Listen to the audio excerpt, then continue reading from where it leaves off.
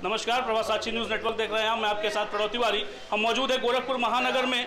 उत्तर प्रदेश सरकार, योगी सरकार 2.0, बुलडोजर सरकार, तमाम प्रकार के नामों से जाने जाने वाली उत्तर प्रदेश सरकार के तमाम कैबिनेट मंत्रियों ने कल अपना शपथ लिया। मुख्यमंत्री विधायक बने हैं और विधायक के साथ साथ उन्होंने अपना शपथ लिया। और जो लोगों के मन में ये थी कि मैं योगी आदित्यनाथ योगी शपथ लेता हूं, ये सारी अटकलों पे जो है वो शांति हो गई और सबने ये मान लिया कि अब हमारा अगला मुख्यमंत्री तैयार है। और जिस तरीके से कार्रवाई पिछले 5 सरकारों में हुई थी, अगले सरकार बनने के बाद किस तरीके से होगी, ये सारी चीजें आने वाले समय में पता चल जाएगी। लेकिन सबसे हैरान करने वाली बात है कि जिन बड़े चेहरों को मंत्रिमंडल में जगह नहीं मिली, जो पिछले 5 साल के जो अपने सरकार में कैबिनेट मंत्री के पद पर सुशोभित थे, तमाम कार्य किए थे, क्यों उनको मौका नहीं मिला?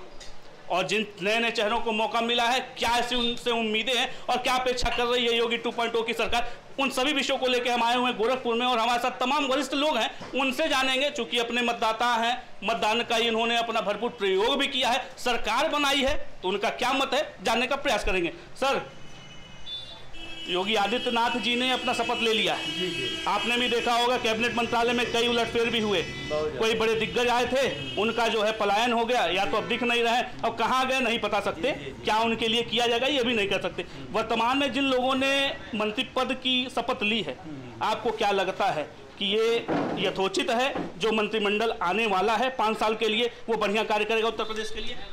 पहले तो मैं हमारे राष्ट्रीय अध्यक्ष जी ने, यानी समाजवादी पार्टी के अध्यक्ष अखिलेश यादव जी के इकाना स्टेडियम में उन्होंने सेकंड टर्म में मुख्यमंत्री का पद शपथ ग्रहण किया, उसके लिए मैं बहुत बधाई देता हूं माननीय योगी आदित्यनाथ जी को।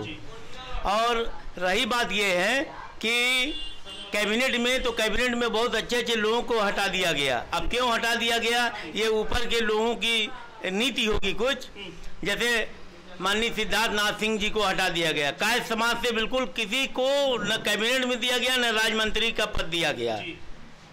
और आने वाले दिनों में उन्होंने विकास का पूरा भंडार बताया कि हम विकास करेंगे।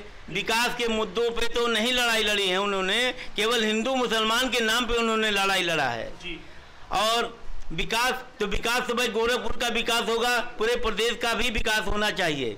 हमने देखा पूरे मैंने प्रदेश का मैं भ्रमण किया हूँ, गड्ढा तो हर जगह हमेशा गड्ढा रहता है। कई ऐसे मोहल्ले हम इन लोग के अगल बगल के मोहल्ले हैं जहाँ अभी भी कोई विकास नहीं हुआ है। वहाँ पे सुअर बाड़ा है, सुअर बाड़ा को हटाने के लिए बहुत लोगों ने संघर्ष किया, लेकिन आज तक सुअर बाड़ा नहीं हटा। हमारे माननीय मुख्यमंत्री जी के बगल में ही है एकदम बिल्कुल, मतलब वहाँ से करीब 1 किलोमीटर है। और बीमारी जो स्वास्थ्य शिक्षा का बात करते हैं, स्वास्थ्य तो बिल्कुल खराब होता चला जा रहा दिन प्रतिदिन, क्योंकि वो क्या नाम है, ये मच्छर के काटने से जो बीमारी होती है, इंसेफेलाइटिस। तो स्वास्थ्य मंत्री का भी पलायन हो गया, वो तो हट गया। क्या लगता है कि इस बार जो स्वास्थ्य मंत्री बनेंगे वो बेहतर काम करेंगे? अब स्वास्थ्य मंत्री जो आएगा, देखा जाए कैसे वो ये अपनी नीति अपनाते हैं, किस तरह का व्यवस्था करते हैं। और बाकी बीमारी तो बहुत ज़्यादा बीमारियां हैं, बीमारी की गिनती में किया जाए तो बहुत ज़्यादा बीमारियां हैं, जिसकी अपेक्षा कोई इलाज सुचारू रूप से नहीं हो रहा है। और भी लोग हैं, उनसे भी उनकी प्रतिक्रिया ले लेते हैं। सर, आपसे ही शुरुआत करते हैं, क्योंकि आप वरिष्ठ हैं तो अपनी बात भी आप बेबाकी से रखेंगे ऐसी उम्मीद करता हूं। मैं ये जानना चाह रहा था आपसे कि जो मंत्रिमंडल का गठन हो रहा है, किस तरीके से आप देखते हैं? मुख्यमंत्री का गृह जनपद है, हम गृह जनपद में होके मुख्यमंत्री के कार्यभार को भी 5 साल देखा गया है। आगामी 5 साल के लिए जो उनका मंत्रिमंडल, जो उनकी टीम है, उस टीम के विषय में क्या कहना चाहते हैं? गोरखपुर शहर में 30 साल बाद योगी जी को मुख्यमंत्री का दोबारा पद मिला है। हम अपेक्षा करते हैं कि गोरखपुर शहर का सटे विकास, मंडल का और पूरे प्रदेश का विकास हो। इससे बड़ी और क्या चीज़ उम्मीद की जा सकती है? रहा सवाल इंसेफेलाइटिस का, तो भरसक प्रयास तो योगी जी ने किया ही है, आगे प्रयास करते रहेंगे। ये देखा जाए कि नए स्वास्थ्य मंत्री की स्थिति क्या बनती है। योगी सरकार में कहा गया था शिक्षा, स्वास्थ्य और रोजगार पे बेहतरीन काम कर रहे हैं, बेसिक शिक्षा मंत्री को ही हटा देते हैं। नो कमेंट्स, इस पे कोई कमेंट नहीं। हमारे साथ और भी सज्जन हैं, उनसे जान लेंगे। सर, क्या कहना चाहते हैं आप? परिवारवाद का भी आरोप भारतीय जनता पार्टी बेबाकी से लगाती है समाजवादी पार्टी पे, लेकिन कल का देखा जाए अनुप्रिया पटेल के पति को भी जो है मंत्रिमंडल में शामिल कर लिया जाता है। कहीं ना कहीं विपक्ष कह रहा है कि परिवारवाद से तो ग्रसित ही है भारतीय जनता पार्टी के परिवार में। जी, सर्वप्रथम तो माननीय मुख्यमंत्री श्री आदित्यनाथ योगी जी और सभी निर्वाचित विधानसभा के सदस्यों को हार्दिक बधाई देता हूं। साथ ही आपने पूछा है कि अनुप्रिया पटेल जी के पति को शपथ ग्रहण कराया गया है। माननीय कल्याण सिंह जी के ग्रैंडसन को भी शपथ ग्रहण कराया गया है। चर्चा में था राजनाथ सिंह के सुपुत्र श्री पंकज सिंह के शपथ भी होगा, परंतु किन्हीं कारणों से कतिपय कारणों से नहीं हुआ। तो कुछ चीज़ें ऐसी हैं जिनसे समाज इस तरीके से भारत और उत्तर प्रदेश ही क्या पूरा भारत का हमारा समाज जकड़ा हुआ है कि हम दूसरे के ऊपर तो कीचड़ उछालते हैं लेकिन हम खुद उससे वंचित नहीं हो सकते हैं। फर्क इतना है कि दूसरे जगहों पे गुणवत्ता का अभाव होता है। भारतीय जनता पार्टी में थोड़ी गुणवत्ता एक की पहचान होती है। पंकज सिंह जी भी अगर ये हटा दिया जाए कि वो अलग व्यक्तित्व भी उनका है, राजनाथ सिंह जी के सुपुत्र हैं, फिर भी एक अलग व्यक्तित्व उनका है और वो अपनी व्यक्तिगत पहचान उन्होंने बना रखी है। तो अब रही बात कि आपके जो स्वर्गीय कल्याण सिंह जी के पौत्र को, तो वो कुछ मेरिट उनकी कल्याण सिंह जी की वजह से ही जुड़ी है। अनुप्रिया पटेल जी के पति अनुप्रिया पटेल जी के मेरिट से ही आए हैं, तो ऐसा नहीं है। लेकिन ये है कि दागी व्यक्तित्व उनका नहीं है, तो थोड़ा, लेकिन परिवारवाद से अछूता है अगर कोई, तो ये तो संभव नहीं दिखता है। सभी परिवारवाद में लिपटे पड़े हैं। योगी मंत्रिमंडल में 22 मंत्रियों का जो थे उनकी जगह ही नहीं दी गई है। नए नए चेहरों को जो इसमें सम्मिलित किया गया है। अगर हम पिछले कुछ दिनों की पहले की बात करें तो ऐसे 3 मंत्री जो थे वो पलायन करके समाजवादी पार्टी की सदस्यता ले लेते हैं, लेकिन हालांकि उनका तो सबको जग जाहिर है कि क्या हुआ।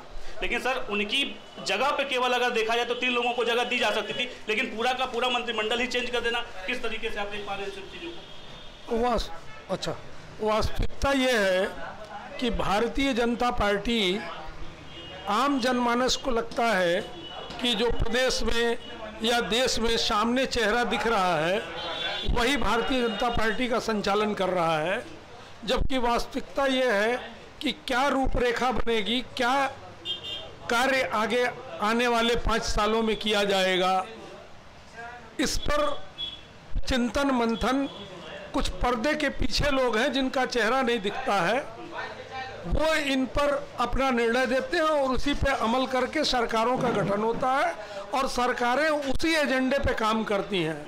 दूसरी बात यह है कि भारतीय जनता पार्टी एक चुनाव जीतने के बाद दूसरे चुनाव के लिए तुरंत कमर कसती है, ना कि आराम की मुद्रा में रहती है कि चलो थोड़ा रिफ्रेशमेंट हो जाए, उसके बाद फिर पिकनिक मना के आए तो फिर अगले के लिए सोचेंगे।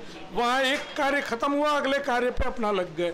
तो जो भी मंत्रिमंडल का गठन हुआ है, मैं सामान्य बुद्धि का व्यक्ति हूँ, जो मुझे लगता है ये 2024 के चुनाव को दृष्टिगत रखते हुए, सारे समीकरणों पे को ध्यान में रखते हुए, बाकी जो भी विकास कार्य होंगे उनका एजेंडा पहले से हर भी उसमें तय है।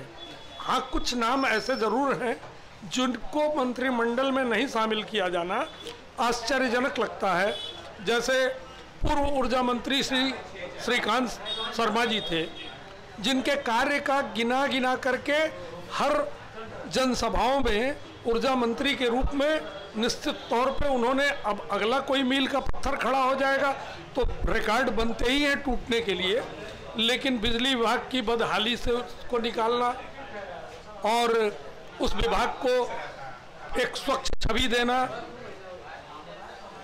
बिजली की आपूर्ति शहर तो शहर, ग्रामीण क्षेत्रों में भी निर्बाध 18 घंटे, 20 घंटे, 22 घंटे तक आपूर्ति देना, ये सारी चीज़ों के बाद भी अगर उनको दूर रखा गया तो संगठन के लोगों की कुछ अपनी सोच होगी, जिस पर मैं टीका टिप्पणी नहीं कर सकता, क्योंकि मेरी उस संगठन में के लोगों के विषय में जानकारी नहीं है और संगठन किस तरीके से अपना कार्य करता है इसमें कोई मेरी रुचि, मतलब जानकारी नहीं है, लिहाजा मैं इस पर टिप्पणी नहीं कर सकता। और भी लोग हैं, युवा हैं, और युवाओं से भी उनकी प्रतिक्रिया जान लेते हैं। जिस तरह से भारतीय जनता पार्टी कहती है कि उनका जो मुख्य चेहरा है मुख्यमंत्री वो युवा है और युवाओं की एक पूरी टोली होनी चाहिए, लेकिन हमने देखा है कि मंत्रिमंडल में कहीं ना कहीं युवाओं की एक कमी दिख रही है। चूंकि आप युवा हैं, इस मंत्रिमंडल में जो योगी 2.0 है, युवाओं को मौका कम देना, जो युवा थे उनको भी, अगर वो पिछले सरकार में कैबिनेट मंत्री थे, इस बार उनका भी नाम नहीं आया है, किस तरीके से आप देख रहे हैं? मुख्यमंत्री को युवा कहा जाना अपने आप में एक मजाकिया है और यही रीज़न है कि बीजेपी सरकार को बेरोजगारी दिख नहीं रही है। वो 45 और 40 साल तक अगर किसी को युवा देख रहे हैं तो उन्हें कहाँ से बेरोजगारी नज़र आएगी। युवा होता है जो 30 से 20 के बीच में होता है। ये परिभाषा शायद नहीं पता होगी, थोड़े कम पढ़े लिखे हैं सारे लोग बीजेपी में। अगर आप मुख्यमंत्री जी को भी हमारे देखेंगे तो उनकी भी शिक्षा का स्तर कमी है, प्रधानमंत्री जी की भी शिक्षा का स्तर कमी है।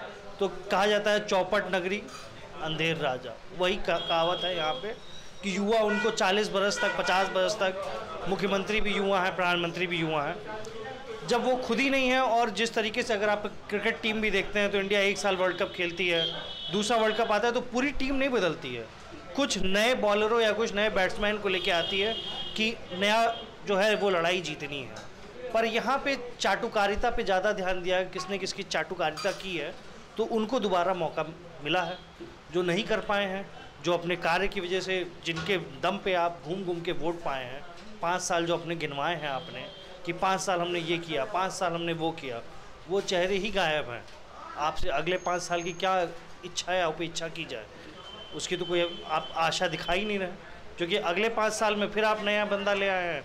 अब वो नया अपने तरीके से काम करेगा तो विकास की जो एक रथ दौड़ी थी यूपी में, अब वो कहीं ना कहीं पंचर होती नज़र आ रही है। बिल्कुल बिल्कुल, हमारे साथ तमाम लोग थे गोरखपुर के और उन्होंने अपनी अपनी प्रतिक्रिया दी है। योगी 2.0 सरकार में जो है किस तरीके से अपनी बात रखेंगे, ये सारी बातें हम लोगों के सामने आई थी। कहा जा रहा था कि नए चेहरों को तो मौका मिलेगा, लेकिन कुछ का आरोप लगना है कि नए चेहरे जो हैं पिछले 5 साल के कार्यकाल जो हुए हैं और जो कार्य चल रहे थे, विकास की एक जो रथ थी, कहीं ना कहीं वो प्रभावित होगी, ऐसा तमाम लोगों का कहना है। और किस तरीके का मंत्रिमंडल होगा और किन बड़े चेहरों को क्या क्या मंत्रिमंडल में उनके क्या क्या पद होंगे, ये देखने वाली बात होगी।